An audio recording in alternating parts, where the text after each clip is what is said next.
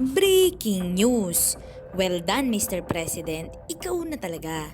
Pangulong Bongbong Marcos, viral matapos biglang mapasugod sa pinakamalayong lugar dito sa Pilipinas para sa isang mahalagang misyon. At ito malupit mga kababayan dahil bit-bit lang naman ni PBBM ang buong puwersa ng pamahalaan para sa isang kapaki-pakinabang at pangmalakasang agenda ngayong araw.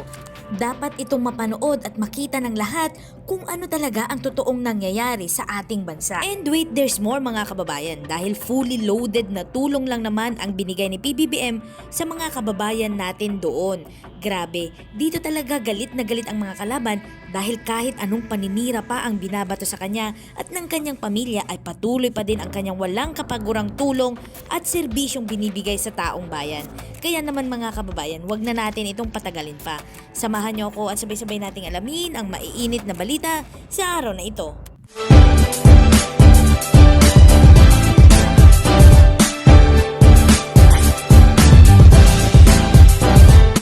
Breaking news! Nagtungo sa Batanes ngayong araw si Pangulong Ferdinand R. Marcos Jr. upang personal na tumulong sa mga biktima ng Bagyong Hulyan. Sinabi ni Pangulong Marcos na naglabas ang Office of the President ng 25 milyong piso na tulong pinansyal sa mga nasalanta ng bagyo, habang 15 milyon pesos naman mula sa tanggapan ni Speaker Martin Romualdez ng House of Representatives. Naglabas din ang Department of Social Welfare and Development o DSWD ng tig 10,000 pesos bawat isa sa mga biktima ng bagyo, kasama ang 14,000 kahon ng food packs at iba pang mga non-food items ang ipapamigay sa mga kababayan natin doon. Nagbigay ang DSWD ng 2.78 milyong pisong halaga ng tulong sa mga apektadong pamilya, habang ang Office of the Civil Defense ay nagbigay din ng 10 kilo na bigas sa bawat isa sa 4,000 beneficiaries. Dagdag rito, sinabi ni Department of Human Settlement and Urban Development Undersecretary Randy Escolanco kay PBBM na handa silang magbigay ng 30,000 pesos na tulong pinansyal sa mga pamilyang ganap na nasira ang mga bahay, habang 10,000 pesos naman sa bawat isa sa mga partially damaged na bahay. Sa kanyang bahagi, sinabi din ni Defense Secretary Gilbert Teodoro Jr. na ginagawa nilang available ang pinakamalaking utility vessel ng Philippine Navy para sa deployment, kasama na ang isang C-130 unit para patuloy na mag-shuttle ng mga materyales at maiinom na tubig sa Batanes. Tiniyak ni PBBM sa pamahalang panlalawigan ng Batanes na uubusin ng pambansang pamahalaan ang lahat ng mga hakbang upang matiyak ang mabilis na muling pagpapatayo ng mga nasirang bahay. Matapos ang pamamahagi ng tulong, tiniyak ni Pangulong Marcos na sisimulan ng gobyerno ang muling pagtatayo ng mga nasirang bahay. Sinimulan na ng pamahalaang panlalawigan ang pamamahagi ng mga materyales sa pabahay. Nagbigay din ang pamahalaang panlalawigan ng 800 pieces na yero at 800 pieces na tabla sa mga biktima ng bagyo. Nasa 7,088 families o 20,348 individuals ang naapektuhan ng Bagyong Hulyan sa Batanes, kung saan 23 families o 87 individual ang sumilong sa mga evacuation center.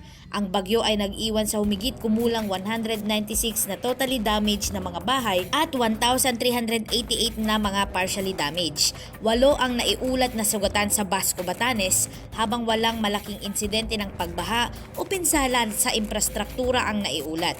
Pero ngayon at last kami nandito para matignan kung ano ba talaga yung inyong mga pangangailangan. At mabuti na lang at bago dumating yung bagyo ay nakapagdala na kami ng libo-libo na food pack. Kaya nung pagdaan ng bagyo nakapag-distribute kaagad. Ngayon ang susunod second round na. Yes, sir. Second round na ng food pack.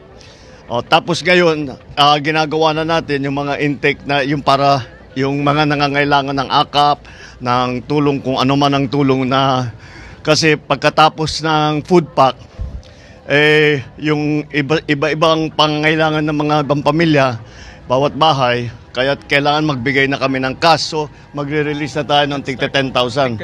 Tigte 10,000 bawat household. Dinagdagan ng Speaker of the House ng 15 million ang release para sa tulong. Ang Office of the President naman magre-release kami ng 25 million para sa inyo. Ang susunod na kailangan namin gawin ay pagkatapos nito, yung sa pag-rebuilding. Dahil nakita ko yung nasira, yung mga ibang bahay, talaga lalo na yung mga kahoy, yung mga talaga natangay lahat. So yun ang susunod namin gawin. Nasimula na ng province na magbigay ng yero at saka kahoy at saka ito mga 2x2 para at least meron na tayo magawa. Pero hanggat may kailangan, sabihan nyo lang kami. At nandito na si Governor, nagre-report sa akin, pinapadalang kami ng video. Nakita namin kung gaano kalakas. Hindi nga makalabas ng bahay ang Governor ninyo. Sabi niya, hindi pa, inaantay namin na wala. Pero masyado kayong nagustuhan ng hulyan, ayaw kayong iwanan. Isang araw, tapos bumalik pa. Talagang siguro maganda rito masyado sa Batanes kaya ayaw umalis yung yung bagyo. Pero hindi bale. Meron din kaming dala para sa tubig. Yung nakikita po ninyo na mga balde-balde yan, may filter po yan. Kaya yung balde, lalagyan natin ng kahit na anong tubig. Huwag lang maalat. Basta yung tubig, kahit na hindi malinis, paglabas po niyan sa filter, pwede nang inumin. Kaya sa isang balde na ganyan, kayang magpainom ng tubig ng mga 100 tao sa isang araw. Kaya marami kami ipamimigay na ganyan para meron naman kayong water supply. Ito yung meron dito, meron kinakabit dito. Dito may filter na kinakabit dito. Tuturuan kayo ng mga DSW. Ito yung buo. Ito, yan. Paglabas ng tubig dito malinis na. Pwede nang inumin. Para makasiguro kayo, pwede nyo rin pakuluan pa muna. Para sigurado. Pero iniinom namin yung lumalabas dito, hindi buhay pa kami. Kaya okay lang. Sige, good luck sa inyo. Kung kagaya ng akin nasabi, kung ano pa yung pangangailangan ninyo, patuloy naman ang aming pagdala. Magdadala pa kami ng food pack ulit. 14,000. Yung unang naipadala ay 14,000. Na-release mga 7,000 na food pack. Magra-round 2, ubusin na namin yung unang 14,000, may parating na 14,000 pa. Tapos susunod na doon, ang susunod na ron ay yun na nga, yung cash assistance na. Para meron kayong pambili, yung mga gamot, yung mga para sa mga bata, yung pagkain, yung kung may sanggol, kung meron kayong mga baby powder para powdered milk para sa mga bata, yun lahat yan. So para nasa sa inyo na, may hawak na kayong cash. Okay, good luck sa inyo lahat. At kagaya. Okay, sige. Mabuhay kayo. Maraming salamat.